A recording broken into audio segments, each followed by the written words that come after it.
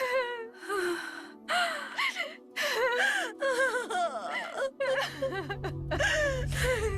भगवान, तेरे इस मंदिर का कोई मतलब नहीं है। कितनी चिताएं सजा दी तूने, जीवन भर के लिए आंसू दे दिए। हमें भी बहुत काम करना बाकी है मालिक। हेलो दोस्तों, मैं हूं अखिलेश और आप देख रहे हैं अक्कीलॉजी। दोस्तों, मैंने एक फिल्म देखी अरविंद समेता, जिसका मतलब होता है कि अरविंद जो कि हीरोइन का नाम है, उसके साथ विजय राघव रेड्डी यानी हीरो का नाम, दोनों साथ में हैं। तो पूरी फिल्म देखने के बाद मैं इतना कहूँगा कि ये फिल्म सबसे ज़्यादा उन लोगों को समझ में आएगी या अच्छी लगेगी जो थोड़े मैच्योर हैं। मैच्योर का मतलब शादीशुदा हैं या जिनके अभी छोटे छोटे बच्चे हैं, क्योंकि सेम कैरेक्टर जो हीरो अपना रहा है इस फिल्म में, शांति का प्रस्ताव, लड़ाई वड़ाई सब छोड़ रहा है। तुम मुझे समझ में आए तो ठीक, अगर आधे समझ में आए तो मुझे गुस्सा आ जाएगा। मुझे फिल्म का आधा हिस्सा ही दिखाओगे तो मैं सीट को फाड़ दूंगा। चलो मैं तुम्हें कुछ दिखाता हूं। उसके पीछे का कारण वही लोग समझ सकते हैं जिनके अभी छोटे छोटे बच्चे हैं। अगर आप अभी स्कूल में हो, खासकर कि 11th 12th या कॉलेज में 1st 2nd 3rd ईयर में हो, तो आपको लगेगा कि अरे ये हीरो तो डर गया, डरपोक है, ऐसा वैसा। क्योंकि उस समय क्या होता है कि अरे उस कॉलेज के लड़के ने हवाई लड़की छेड़ दी, यार अटैक अटैक। या मोटरसाइकिल आप चला रहे हो और कोई अंकल आंटी जी और बच्चे को लेकर बैठ रहे हैं और टक्कर मारते हैं, बड्डे शर्म नहीं आती क्या, गाड़ी देख के नहीं चलाता। और वो जो अंकल जी है वो चुपचाप कहते सॉरी बेटा, सॉरी बेटा। तो आपको ऐसा लगता है कि हम बहुत बड़े बहादुर हैं।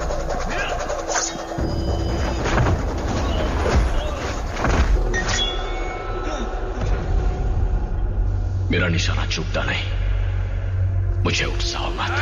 एक्चुअली आप बहादुर नहीं हो, वो जो अंकल जी है वो आपको इग्नोर कर रहे हैं, और जो इग्नोरेंस है उसको आप गलतफहमी में ले जा रहे हो कि चलो यार हम तो बहादुर हैं।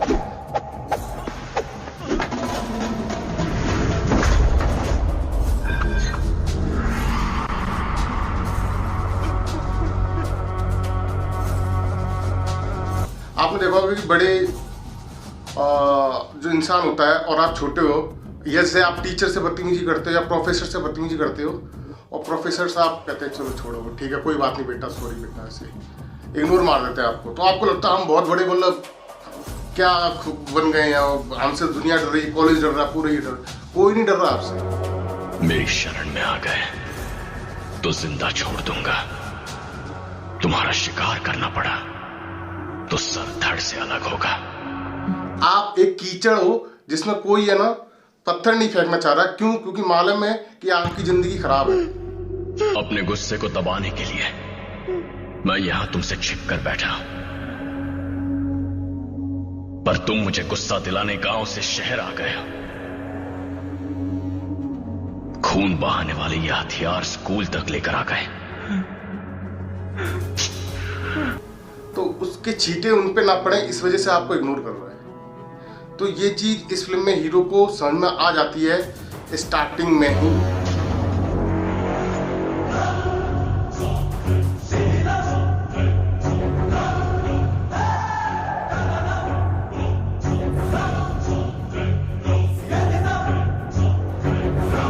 और आपने देखा होगा कि सम्राट असुर जी एक बहुत बड़ा युद्ध जीतते हैं, उसके बाद उन्हें लगता है कि मिला क्या मुझे। ऐसी महाभारत में आपने देखा होगा कि बहुत भयंकर लड़ाई चलता है। उसके बाद जब युद्ध खत्म हो जाता है तो कौरव की साइड या पांडवों की साइड से सब ये लोग देखते हैं कि हमें युद्ध से क्या आउटपुट मिला। श्री कृष्ण जी क्या जंग रोकी जा सकती थी, या गांधी जी को ट्रेन से धक्का दे दिया था साउथ अफ्रीका में, हट काला, और ये ऐसे इंडियन ऐसे ऐसे करके बेइज्जती करके। तो उनके अंदर भी गुस्सा आया, लेकिन उन्होंने कहा इस गुस्से को सही से निकालता हूं। तो कहने का मतलब है यही है, पूरी फिल्म की जो थीम है वो ये है। मैं बताऊंगा शांति में जो मजा है वो बदला लेने में नहीं, फैसला तुम्हारे हाथ में है। जो माफ करता है या जो कह रहा है कि भाई साहब लड़ाई में कुछ नहीं रखा, मिलकर बातचीत से प्रॉब्लम सॉल्व कर लेते हैं, तो वो लोग कायर नहीं होते हैं, वो सबसे बड़े बहादुर लोग होते हैं। पिछली बार तुम अपने लोगों के साथ एक गाड़ी में आए थे, तब मैंने डिस्कशन किया। इस बार 4 गाड़ियों में आया, इसीलिए मैंने लड़ाई की, जिसमें लड़ने का जिगरा ना हो, शांति की बात नहीं करता। और अगर आप किसी का कुछ बिगाड़ सकते हो, किसी को बर्बाद कर सकते हो, और उसके बाद भी अगर आप नहीं कर रहे हो, तो ये आपकी महानता है।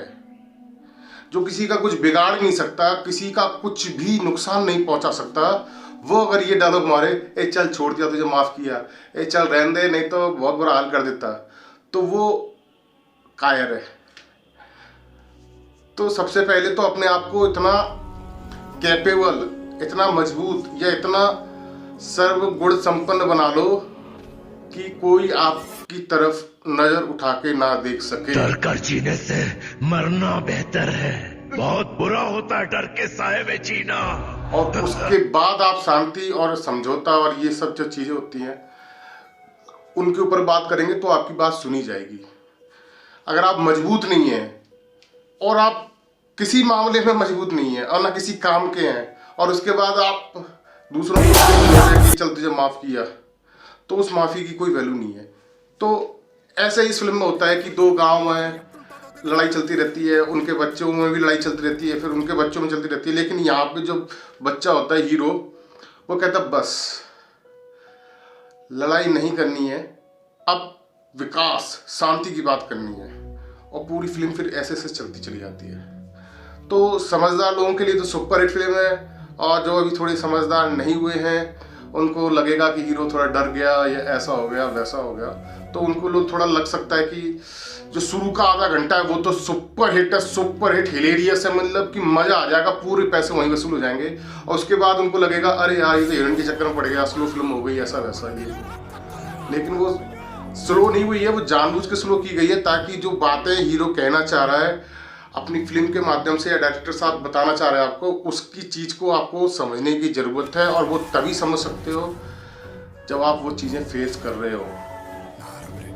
लाइफ में सब कुछ सही सही चल रहा है, कहीं कोई प्रॉब्लम नहीं है, कोई ट्विस्ट नहीं है, तो फिर आपको लगेगा हीरो को बदला लेना चाहिए था, बदला लेना चाहिए था, बदला लेना चाहिए। लेकिन रिजल्ट क्या है? बदला लोगे, फिर उसका बच्चा बदला लेगा आपके घर से, फिर आपका घर का बच्चा उससे बदला लेगा, और वो चलता रहेगा, और सब बर्बाद ही होते रहेंगे। तो कब तक बर्बाद हो, इस चीज़ को फुल स्टॉप लगाने के लिए हीरो फैसला लेता है कि अब सबको माफ़ किया जाए।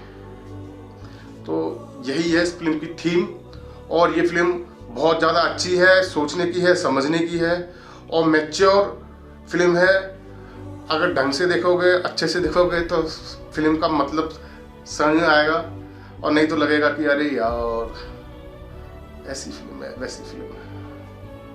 और पूरी फिल्म एकदम ऐसा लगा जैसे कि जो चीज़ अच्छे से कोई नहीं समझा सकता था, इस फिल्म ने समझा दी कि मार पीट, लड़ाई, दंगे वंगे और गाली गलौज और इन सब से कोई रिजल्ट या कोई फ़ायदा नहीं है, सिर्फ नुकसान ही नुकसान है।